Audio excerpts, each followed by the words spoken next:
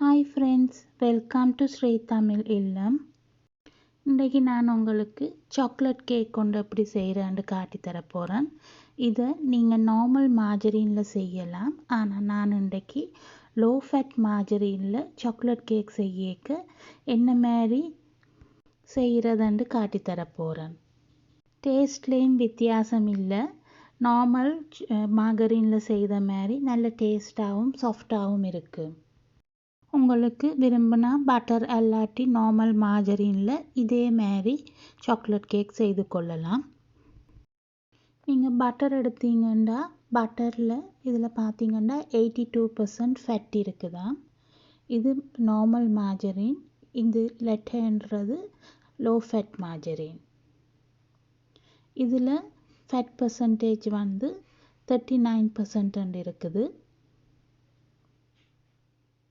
அதே போல் இதில் normal மார்ஜரினில் fat percentage 60% இருக்குது. இதை நான் இப்போ ஃப்ரிட்ஜில் இருந்து எடுத்த கையோடே பார்த்தீங்கன்னா நல்லா ஸ்ப்ரெட் பண்ணக்கூடிய மாதிரி சாஃப்டாக தான் இருக்கிறது.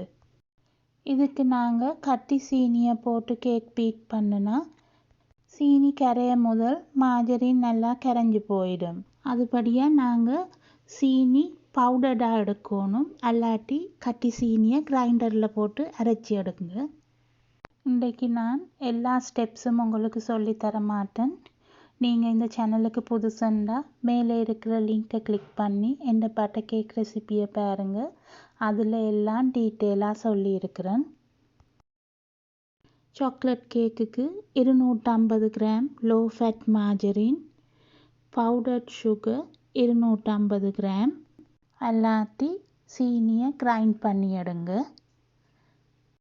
4 முட்டை, 220 கிராம் மைதாமா, 30 gram cocoa powder, 2 teaspoon vanilla essence, 1/4 teaspoon bicarbonate of soda, 2 teaspoon baking powder, சிறிதளவு உப்பு. முதலில் மாவுடன் பேக்கிங் சோடா, பேக்கிங் பவுடர், உப்பு, கொக்கோ பவுடர் எல்லாத்தையும் இப்படி அரித்து போட்டு கொண்டுட்டு நல்லா ஸ்பூன் உண்டால் மிக்ஸ் பண்ணி கொள்ளணும். பவுடர் சுகருக்கு லோ ஃபேட் மார்ஜரினையும் போட்டு நல்லா பீட் பண்ணணும். 1 மினிட் போல் பீட் பண்ணவே நல்லா இந்த மாதிரி க்ரீமாக வரும். நீங்கள் நார்மலாக வீட்டில் கேக் செய்யக்கே ஹேண்ட் பீட்டர் அல்லாட்டி கையால் பீட் பண்ணுறேன்டா சீனியை கிரைண்டரில் போட்டு தூளாக்கி அல்லாட்டி இப்படி பவுடர் சுகர் எடுத்தீங்கன்னா கெரியாக பீட் பண்ணி கொள்ளலாம். முட்டையும் ஒன்றா போட்டு பீட் பண்ணுங்க.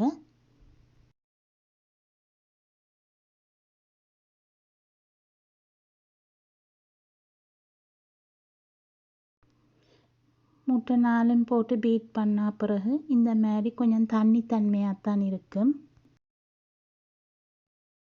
இதுக்கு இனி வெனிலாவும் சாக்லேட் மிக்சரையும் கொஞ்சம் கொஞ்சமாக போட்டு மிக்ஸ் பண்ணி கொள்ளணும்.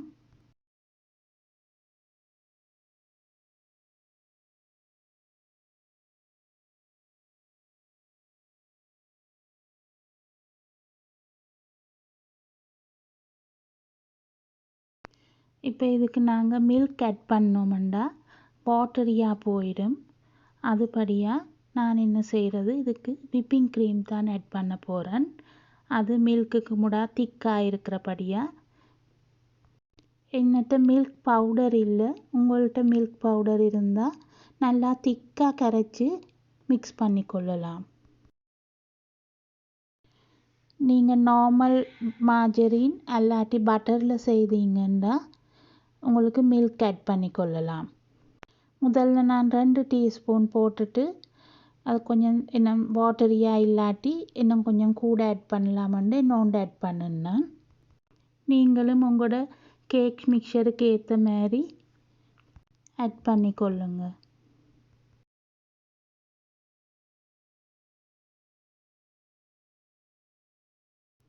இந்த மாதிரி கேக்கு நல்லா இருக்கும்.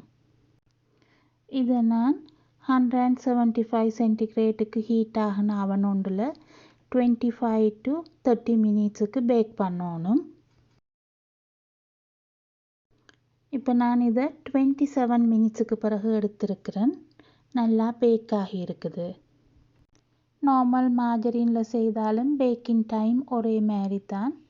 இதை நான் ஆற விட்டுட்டு நடுவில் வெட்டி சாக்லேட் ஐசிங்கால் சாண்ட்விச் பண்ணி கொள்கிறேன். நான் கொஞ்சம் விப்பிங் க்ரீமுக்கு பவுடர் சுகர் கொஞ்சம் போட்டுட்டு பீட் பண்ணி போட்டுட்டு இந்த மாதிரி ஸ்டார் நோசலால் ஒரு ஸ்டார்ஸ் மாதிரி சும்மா மேலே வச்சு டெக்கரேட் பண்ணேன். நான் நீட்டாக வடிவாக ஐசிங் செய்ய இயலாத ஆக்களுக்கு இந்த மாதிரி சாண்ட்விச் பண்ணிவிட்டு சும்மா சின்னனா ஒரு ஸ்டார் நோசலால் இப்படி டெக்கரேட் பண்ணி கொள்ளலாம். அவசரத்துக்கு வீட்டில் லோ ஃபேட் மார்ஜரின் மட்டும் இருந்தால் இந்த மாதிரி அதுலேயும் எங்களுக்கு நல்ல ஒரு கேக் செய்து கொள்ளலாம்.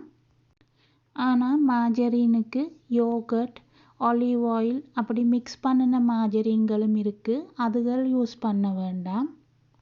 சரியான டைமுக்கு பேக் பண்ணி எடுத்தீங்கன்னா நல்ல சாஃப்டான டேஸ்டியான கேக் கொண்டு நீங்களும் ட்ரை பண்ணி பாருங்கள்.